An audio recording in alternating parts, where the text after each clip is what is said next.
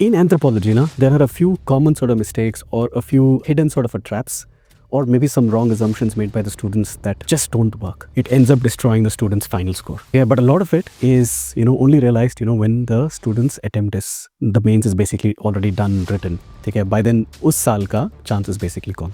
So many students do put in this effort, read karte hain, revise karte hain, memorize karte hain, but they avoid what is quite possibly the highest ROI. So today, basically, I want to talk about these three mistakes, and these are three mistakes that come in between you and your ability to sort of make anthropology your strongest paper. Hello, everyone. So today's topic: three mistakes. What are the three mistakes to avoid at all costs? When preparing for a good score in anthropology. Okay. In anthropology, there are a few common sort of mistakes or a few hidden sort of traps, or maybe some wrong assumptions made by the students that just don't work. It ends up destroying the student's final score.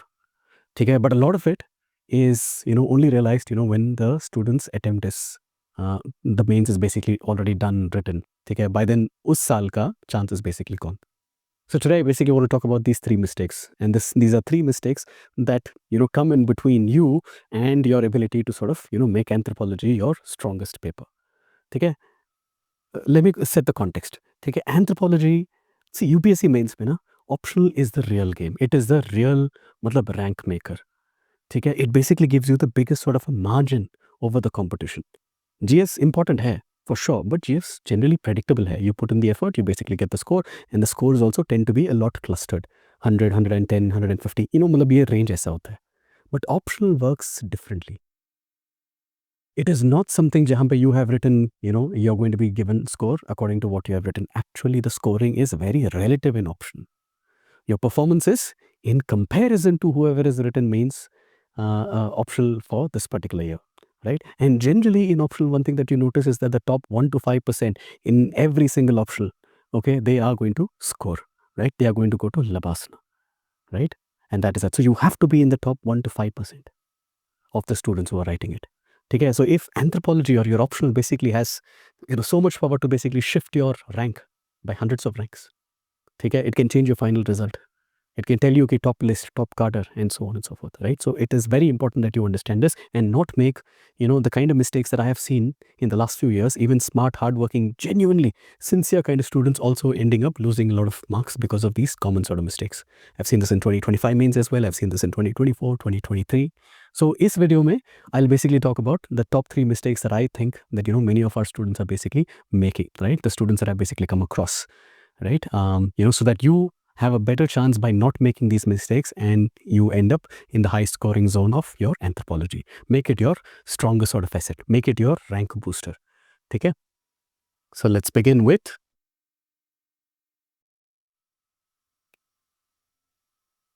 mistake number one is essentially starting a little too late or leaving a lot to be done post prelims. Okay, that is a huge sort of a mistake. You have to understand this. Anthropology, as I told you, or any sort of optional is, it's a relative sort of game, right? Okay, see, GS कैसे होता है, right? So GS is something that you end up studying all year round. Prelims के लिए आप study for 3-4 months. उसके, mains के लिए आपको पढ़ना पड़ता है. In between also you're reading newspaper. So you're always in touch. And GS are also basically school level. You have to basically do NCRT levels of books, take NCRTs or, equivalent of those, or, and basically you add up a lot of current affairs. You're always good to go. Okay, but optional is a different game altogether, right? It is basically a 5-year ka syllabus, and that too post school, right? So basically it's like a master's level kind of a paper, and it is a paper that is going to be relative in performance. The toppers from every optional, as I said, they end up going to Lapasana, and the top 5%, top 1% to top, maybe even to the top 5% of the students, the top 5% of the rankers in that particular optional, okay, they're going to get score exceptional kind of scores because scaling works in their favor. Okay, and that's why you end up seeing the top 1 to 5%, they end up getting 160, they end up getting 135, 157, 152, whereas some other students are ending up with 90 and 100 and maybe even 120. 160 and 120 nikaloge to that is still a difference of 40. Okay, 90, and 90 ko compare karoge to you basically have a difference of 70 marks. That's basically 400 ranks. That's possibly even 700 sort of ranks coming from one optional ka paper, and I'm not even counting the afternoon ka paper that is there. So optional is basically that really has a very, very strong influence on your mains ka result, right? Scaling works in your favor if you're in the top 1 to 5%. top performers के लिए optional basically gives them a lot of rewards, right? But the point that many students, even the very good students, right, that they end up not understanding is that if you leave too much to prelims or post prelims, it becomes very difficult because, once you come to the post prelims wala zone, let's say May, ठीक है, and you have end of August, ठीक है, and you think that by here you have to be the topper, right? Many don't understand the importance of being a topper here itself. The day after your prelims itself, you've got to be a topper. Optional cannot be something jahan pe, in the last 2.5 months, you can take a lead over somebody else, right? Students who already basically come in the top 1 to 5% here, right? They end up mostly being the topper here as well, right? Okay. So one thing that we have actually noticed is that, the students in the first test, the second test, the third test, if you're already in the top, first rank, second rank, third rank, top 10 sort of ranks, yahan pe at least 8, 9 of them are essentially the same sort of names. Okay, not that the others have not studied. Okay, the only thing is that they basically came with the lead and they're able to maintain that lead all the way till here, right? All they're basically trying to do is basically still polishing, okay, still revising and doing that practice of that perfect sort of execution, test after test after test. Okay, they have a checklist. Did I bring in all the perspectives? Did I bring in the number of dimensions that I wanted? Did I basically bring in the number of sub-dimensions that I wanted? Did I sort of make up for the previous test where I lost like a mark or two in some of the questions? You get the picture, right? They're already at that particular level. And somebody else, if they leave too much here, I have to basically recall here, I have to basically think here, I have to basically make some short notes here. It becomes very, very difficult. It is not a fair fight between the two. Even if somebody is in the top 20% here, the top 1 to 5% barely give any room, right? Okay, it is nearly impossible to catch up with the top 1 to 5% because they also understand that optional is very important, right? They're also going to give enough number of hours. So to be able to not only catch up with them, but to also sort of leapfrog them, overtake them becomes extremely, extremely difficult, right? So remember this clearly, right? Your rank in 2026 depends, of course, on effort and practice and cramming and writing, answer writing, right? But mostly before prelims. It is very important, where do you stand here? Can you be in the top 1 to 5%? If not, can you be in the top 6%? Can you be in the top 10%? Right? This matters to a great extent, right? Whatever you do here, come thorough, come strong, right? And do whatever it takes to basically maintain that particular lead. There will be some who come very, very, मतलब वो fight करने के लिए आ रहे हैं, ठीक है? But you cannot allow them to basically take that particular lead. Come with that lead and then, maintain that lead. This is a deadly mistake that many students do because they start too late, right? They believe that, topper यहाँ पे बनना है, but actually topper यहाँ पे बनना है. It becomes extremely difficult to be a topper if you're not a topper here. Because these guys are not going to allow for that, right? And, to be able to sort of leapfrog them becomes extremely difficult sort of proposition. There are students who have done it, but it is very rare, right? Everything has to basically go in your favor. Okay, it makes it very, very difficult. The second major mistake that I've seen with many students is that, a lot of the effort that basically goes in from the student's effort, from the student, right, basically is in terms of reading and recalling, but not essentially equal to, writing wala effort. Okay, a lot of that structured sort of a writing, okay, sequenced manner mein. Okay, that basically does not happen. So many students do put in this effort, read karte hain, revise karte hain, memorize karte hain, but they avoid what is quite possibly the highest ROI. And that is going to be untimed possible writing and possibly even timed writing. But of course, in that sequence, untimed first, get that flow, get that quality, right? And then even sort of build that timed wala answers. Anthropology basically rewards, and I think this might be true with other options, but anthropology may, you have to have some sort of a tangible outcome at the end of every session. There's got to be some output, right? Not just that input, right? Reading and revising is basically input. What is that output? Okay, because at the end of the day, they are not going to be able to judge how much the student has been, putting in effort in terms of reading and revising and things like that, right? Unless that tangible output in terms of writing by your own, your own sort of writing, that speed, that flow, that recall, okay, that example, the scholars, the case studies, the diagrams, all those things will not flow in such a manner jahan pe it is like well weaved, well sort of crafted, right? Okay, so this becomes extremely important that you emphasize on this. Even a few answers every single day, Okay, even very few, right? So that basically sort of makes you a lot more sort of comfortable. Your hand basically starts getting used to it. The mental clarity in your ability to sort of connect ideas becomes a lot better. Your thinking itself becomes a lot more sort of structured sort of a thinking, right? If you write an introduction, it's the right sort of a length. If you build sort of subheadings, it's really in sync with the question. Okay, if you basically go from one page to another, there is a logical sort of a flow, right? You're writing a conclusion. It's actually in sync with the question that is given, and at the same time, it is not shallow, right? So your brain is basically being trained to think in an anthropological manner, or at least in a rewarding manner, so far as UPSC Anthro is concerned. Another sort of issue here is also when students are practicing, a lot of students end up practicing only the PYQs. Now, trust me, PYQs are probably the best source of practice. Okay? It basically tells us the patterns. It gives us a good sort of understanding of what they're looking for, right? Even as faculty, it helps us to a great deal. But only PYQs is not enough.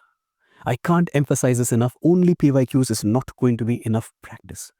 Okay? Because the thing that you have to understand is that every single year, and please do check this from your end, 30 to 40% of the questions, for example, I'm holding 2025 Anthro Paper 1. Okay? This is this year ka Anthropology Paper 1. Take a look at this. You have a total of 28 questions here. Look, 30 to 40% of the questions is something that most students would have not practiced. Okay, so that means it requires, right, in order to do well in this particular paper, it requires the ones who are going to do really well and be a topper in this particular paper, it is going to demand application. It is going to demand that conceptual sort of like linking. It requires that ability to think in that exam hall, through that anthropological lens and craft in those 7 minutes and 11 minutes and 14 minutes. Okay, this skill does not come from just reading or just writing questions that you already know, which are the PYQs. You have to look at questions that are challenging you to apply, to link, to analyze using the anthropological sort of a lens. It cannot come unless you are doing some regular sort of writing. Okay? So this is kind of important. In fact, like take a look at some of these questions, right? So this year there was this question, 1E, agar aap dekh sakte ho, and please do go take a look at the question ka analysis that we had done, of the paper ka analysis, right? So there's a question, culture and embodiment. So one of the students basically told me that, in that exam hall, I was not able to get some ideas. Okay? And after that, every single time I've spoken to that particular student, the student has given me, sir, I could have actually approached it this way. Sir, I could have approached it in this particular way. Sir, this could have been even better than that. You understand the picture, right? But this kind of practice beforehand would have allowed for a very simple sort of a question to be answered a lot better, right? Because if you practice looking at questions that you have not answered before, right, under maybe even timed conditions and so on, right? So, to deal with that uncertainty, to bring out analysis, to bring out those analysis in good sort of a speed would have come a lot better. Okay, for example, take a look at another question, same page mein. How anthropologists assess nutritional status of a community. Okay, fine. Discuss the significance of intersectionality of ecology, culture, and social inequality in the study of nutritional anthropology. Okay? Ecology and culture, culture and social inequality and ecology, and all three of them, ecology, culture, and social inequality. You have to be able to use anthropological lens, से देखना, ठीक है, analyze करना, right? And this can only be done in that exam. But if you had practice, linking things, intersectionalities, right, you would have had a better sort of a chance. Because यहाँ पे, and look at this one particular question. So Miocene hominoid remains and their significance and evolution, which is 2A. Again, a question that is generally not a PYQ or PY theme नहीं है. Right? Okay, so a lot of students basically end up leaving that tertiary and quaternary fossils because वो पूछते नहीं है. But that has come. So second wala question, if you have not done it and you don't know it is Dryopithecus or Ramapithecus and Oreopithecus and Proconsul and Shivapithecus, right? Again, और मतलब उनके features आपको नहीं पता है, right? So this basically, this block goes out of the window. It's not an option for you. Then yes, second wala intersectionality wala question becomes a little difficult for you to attempt. So you're literally left with whatever the third block has. You cannot do it otherwise. Okay, so you have to get into that जहाँ पे you're able to sort of like write and practice. This is where a structured sort of a test practice becomes a lot more sort of essential, right? And it basically also tells you ki if you're putting in the same amount of effort in, let's say, in 3 months, you're still doing it in a particular sequence, you're still doing it under, certain sort of targets, sort of deadlines, evaluation to understand what are your blind spots, what you need to sort of correct. Okay, are your structures basically like weak or strong? Are you missing any kind of scholars? Are you missing some, interlinking, right? What exactly, you need to basically work on, right? So all these things can actually help you to a great extent in terms of execution of that perfect sort of answer, right? So write as much as possible. Okay, every session may ensure that there is this tangible sort of output. And if you can do it like in a proper sort of a program, because this is exactly what you did in school, right? You did so well in 10th, you did so well in 12th, your board exams. But before your board exams, you had, your pre-boards, okay, and it had like this rigid sort of a calendar. Okay, you would basically have a full length test. Uske pehle, you would basically have one third syllabus, one third syllabus, one third syllabus, then pehla wala pre-board, then second wala pre-board, the third. You get the picture, and then eventually you basically go and give your best sort of performance. Okay, same thing here. You do the same thing, try to make it like school, just follow the exact same kind of an approach, give everything in that particular kind of a structure, and go give your best on that final exam. Okay, if you can do this, right, you probably have a good, एक अच्छे से guided test structure में अगर करोगे, you have good clarity, you have good mastery, and वो exam temperament to be able to handle these kind of questions also basically develops. Okay, so this is also another important thing that I would say is something that you do not want to make. Okay, ऐसा mistake आपको नहीं करना है. Third one is basically something that again I have seen, and probably the most common sort of a mistake that in case some of you have written mains, you know that you are guilty of this as well, right? Third, and possibly the biggest sort of mistake, this quietly basically destroys the overall score of many students. बहुत students में ये होता है ये problem, because वो, see, it's not because it is wrong planning or something, right? But paper 2 वो कहते हैं कि students, sir, वो syllabus feels longer, true.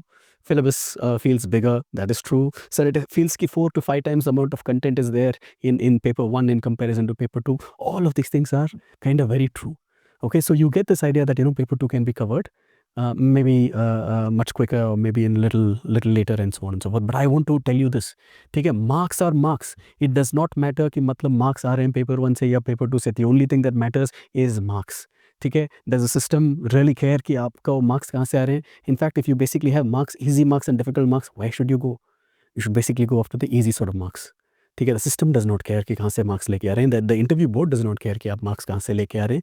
Okay, your मतलब once you get into the service, the people you're going to service, they also basically don't care कि marks कहाँ से आ रहे हैं. Okay, so it is this thing to think that where are the easiest kind of marks. If you have a syllabus that, if you have a topic or a paper that basically has, let's say 1/5 of the syllabus, let's say, or 1/4 of the syllabus, ठीक है, isn't it easier to score here? You should make your paper to the highest scoring paper. Right? Everybody feels that they're comfortable in paper 1 or paper 2 in comparison to paper 1, right? But that's why it becomes risky. If it is easier, if it is shorter, it becomes easier for everybody else. And optional, you have to understand, is basically something that is very much competitive. ठीक है, if it is easy for you, it is probably easy for others as well. Are you able to sort of bring in something, even if you basically give less time, can you actually bring the kind of quality that can make your paper stand out? Can you definitely sort of persuade your evaluator that what, my paper is definitely in the top 1 to 5%. Top 1 to 5% essentially means ki matlab, out of 100 it is 1, or out of 20 it is basically the highest paper, highest kind of a score. So whatever the kind of question that you give us, okay, even if you're seeing it for the very first time, okay, in fact, like paper 2 mein, like we did not have any question that was not there in our test series. Okay, were you able to sort of integrate anthropological sort of perspectives? Were you able to bring in real sort of tribal examples, case studies, right? Okay, or did you make it a very factual sort of a paper with committee names and administration wala linkage, right? Some current relevance वगैरह लिख लिया. See, this is a paper that really takes some time to be able to write using anthropology. Slow absorption hota hai. You have to get a real feel, right? How does an anthropologist sort of think about these? Can you bring in aspects of social structure of the tribes? ठीक है? Can you bring in perspectives about culture change? Not just write about कि ये culture change है. That is a what, but why? How? How has it been analyzed? Right? If you're basically studying about tribal development, constitutional provisions, right? What are the things, what are the perspectives that you can bring in here? Okay, can you think about applied anthro in every single aspect that you study? ठीक है? There are things that you can bring into in order to sort of bring your answer to the top 1% or the top 5%. Right? You're writing about, let's say, see, perspectives are kind of important. The ideas are basically important, right? Not just scholar names. Okay, so for example, let's say in case you're saying that, some really good sort of like tribal ethnographies had taken place, but the British administrators who did those misunderstood the tribal societies due to their perspective on evolutionism. You understand, now? You're basically connecting British administrators, chapter number 4, with tribes, which is basically the second part of your paper, right? And then you're linking it to chapter number 6, which is evolutionism. Can you bring in, let's say you're doing a topic like ethnicity and ethnic conflict and so on, can you basically try to bring in kinship and descent sort of rules, and what is uska influence in political mobilization in probably the Northeast jahan pe ethnic conflict hai, right? Modernization and tribal identity, right? FRA basically reshapes the land relationships in different sort of manners. See, anthropological perspectives matter. Okay, these cannot be created and studied and just like fact dumped नहीं कर पाएंगे, and that is not something that is going to be able to make your paper stand out to a great extent. So even if it's a simple paper, even simple नहीं है, ठीक है, मतलब it's a short paper, let's put it that way. Even if a short paper, right, you should still find a way to do a lot better than the others. You have to make it, if you have to make your paper basically different from the above average wala crowd, right? If it's a simple paper, it's an optional paper you can easily push to 160. So you've got to be top 1 to 5% in this particular optional, and especially in your paper 2. If there is any paper that basically is your highest scoring paper in your entire sort of main sky attempt, it has to be your optional. And with an optional, I would definitely say ki this is a shorter syllabus, so ensure that this basically gets you to that 160, 157, 158, 159. We have students who have done that. Okay, so the message is very simple. Paper 2 may look easy, paper 2 may look short, right? But paper 2 is the one that basically decides, how easy it is to, to how easy or possibly how difficult it is to stand out from the rest of the crowd. Do not ignore it. Respect paper 2 from day one, right? It is still 250 marks that can get you 160. No other paper can actually get you 160 apart from optional K papers. It will reward you in the end for sure, right? So these are the 3 mistakes. So now that I've basically discussed these 3 mistakes, I just want to leave you with one clear sort of idea. Anthropology definitely rewards those who have good concept clarity, who basically prepare early, and also, do it the right way. Do it the structured sort of way. Okay? Strategy and tactics of when to do what really matters. Okay? You're going to put in the same amount of time, but doing it the right way will definitely give you a huge boost in your final sort of a rank and meets. Okay? Optional is something, regardless of what your optional is, and especially anthropology, make your optional your strongest subject. Make it your weapon for means. Make it your scoring machine.